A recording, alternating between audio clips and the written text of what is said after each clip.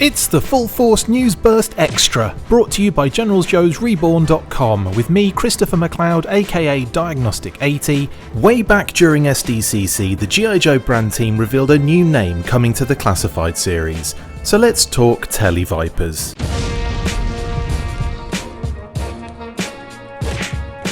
Yep, it's another deep dive into the name-only classified reveals, and seeing as you're getting the idea now, I won't keep going on about it.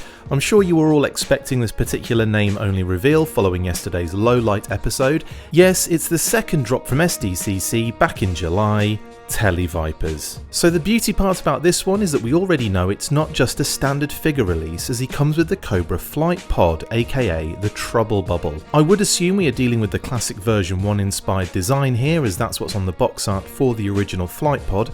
This is something I've enjoyed seeing so far with Breaker and the Ram, having the character featured on the original art coming with the classified vehicle. It makes you wonder what else we might see in the future following this tradition. You could argue that they've also done this with the HasLab Hiss Tank, having both the Hiss Driver and Retro Cobra Commander coming with the vehicle, seeing as they both feature on the original artwork as well.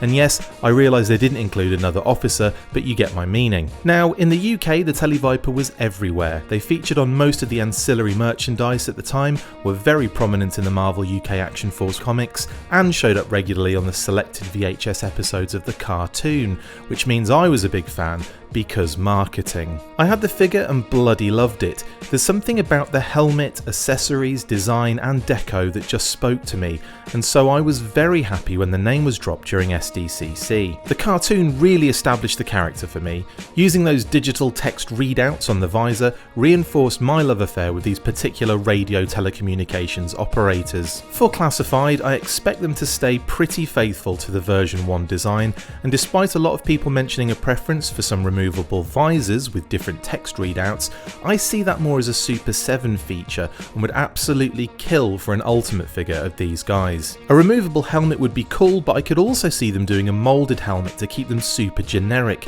and honestly, I would be cool with that. I'm also excited to see the different sculpt texture details on this guy, as they have a lot going on, especially on that torso, with the sort of padded vest over the shirt with rolled up sleeves and so on. In terms of accessories, his VS11 scanner, or TV gun as I used to call it, needs to be in there, as does his backpack and hose attachment. Even with the Trouble Bubble, I feel he needs these elements. I was a tad disappointed that Breaker didn't come with his classic telecommunications gear, and I would be concerned that Televiper could suffer a similar fate. I have a feeling they wouldn't drop those this time based on the feedback from the fans over Breaker, but you never really know. The Flight Pod is another awesome addition to the line, and other than a few details being enhanced on the larger scale vehicle, I don't see where they would change a lot of the design. Maybe give the dome some structural framework or include blast effects for the boosters maybe. Hard to say at this stage, but I wouldn't be upset if they just went straight classic for it and kept the Televiper's personal accessories. It goes without saying that the booster pack has to be removable and should probably tab into a backpack port so that the individual figures can use it as a jetpack, and the aerial mine needs to be included with a removable access panel. Geez, when I list it all out like that, I can definitely feel items being cut for cost. The other beauty part about the Televiper for me is the almost inevitable Python Patrol repaint. It's one of my favourite decos in the sub-team and would brighten up the old telecommunications office, which would, in turn, increase productivity by about 30%. I could even see them doing a Pythonized flight pod, which would be really fun and follow a similar pattern with the Ram. I would love that, and they could just apply the black, red and gold vehicle deco and it would look great. The only real drawback of the Televiper with Flight Pod is the fact that it makes them harder to army build for those people who enjoy that sort of thing. When I say harder, I mean more expensive of course, which is effectively the same thing. At least you'll also be army building the Trouble Bubble. Who doesn't want like 20 of those? Maybe a standard retail release would be a good way to go with this one, and a Televiper officer as the pack-in for the Trouble Bubble. It would alleviate the need to army build the figure and reuse the mould in a practical and interesting way. Just a thought, but I doubt that will happen in this particular case. You could even give them that Rise of Cobra red and black deco from 2009 to differentiate them. The last option for a fun reuse would be the Extreme Conditions Arctic Assault Squad version from 2008. Seeing as we've already heard about Snowjob and Snow Serpent around the corner, I could see that happening for a few characters, including the Vipers and Scrap Iron. By the way, you can expect episodes for a few of those very soon as I make my way through this huge list of name-only reveals to this point. Anyway, What are you guys expecting? Close to the original designs or updated to new levels? Do you think we'll get a Pythonized Trouble Bubble or just a Televiper on their own? Would you like to see any of those other more modern designs and styles incorporated, or can Cobra get by with just having a smartphone each?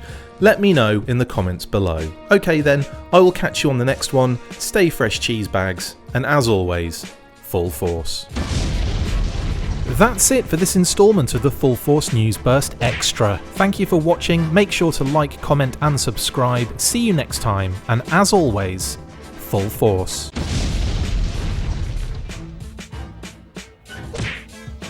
Make sure you get involved with the discussion by liking, sharing and commenting on these videos, and as always you can keep up with the show after listening by following on Twitter @TheFullForce, liking the Facebook page facebook.com/TheFullForce, and if you would like to contact the show you can message us on either of those platforms with feedback and questions. We also have a Patreon page, so if you want to show your support for the show, see your name up in lights on these videos, or enjoy exclusive bonus content, then check out patreon.com/TheFullForce podcast, or click on the link on any of the posts this podcast appears in. Full Force!